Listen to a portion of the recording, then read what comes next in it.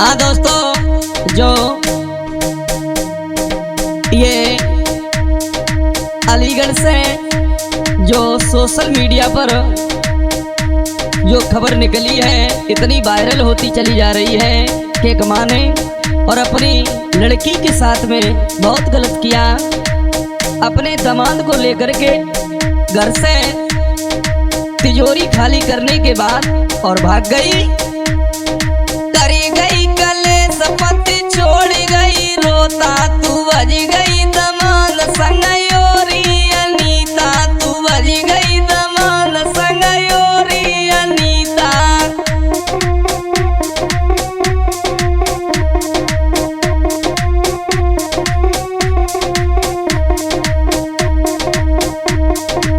घर की तिजोरी कर गई तू खाली, लेके दमान संग बैठ गई गाड़ी, तू लेके दमान संग बैठ गई गाड़ी।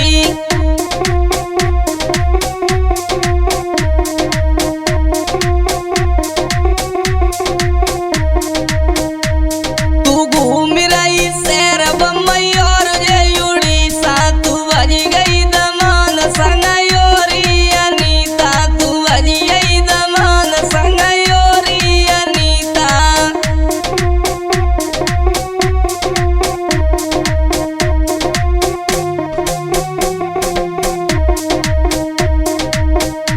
अरे रे गए धरे देखो फिर जो टीवी है, अपने ही दमदा की बनी बेटी बीवी, तू अपने ही दमदा की बनी बेटी बीवी।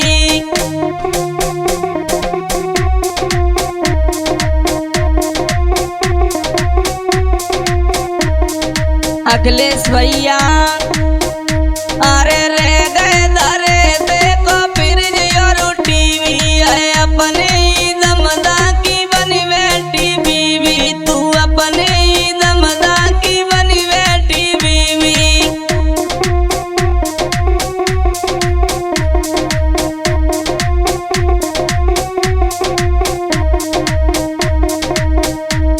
अरे कर्म करो करो पति रोई रोई की जीता, तू बज गई दमान संग योरी अनीता, तू बज गई दमान संग योरी अनीता।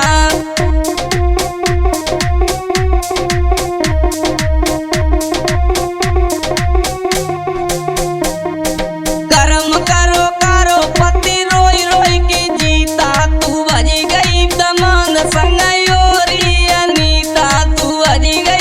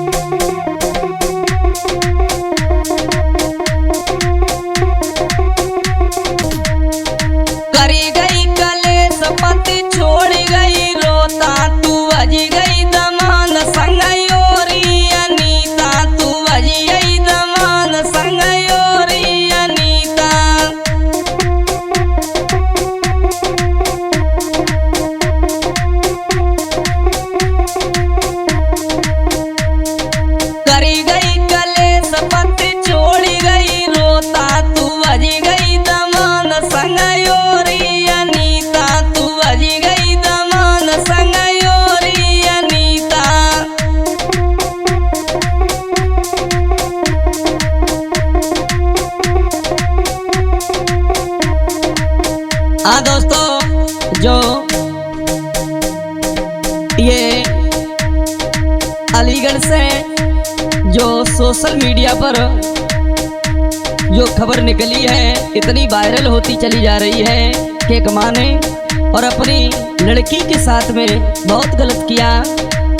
अपने दामाद को लेकर के घर से तिजोरी खाली करने के बाद और भाग गई। तरी गई कलेस पति छोड़ गई, रोता तू बज गई दमाद संग योरी अनीता, तू बज गई दमाद संग योरी अनीता।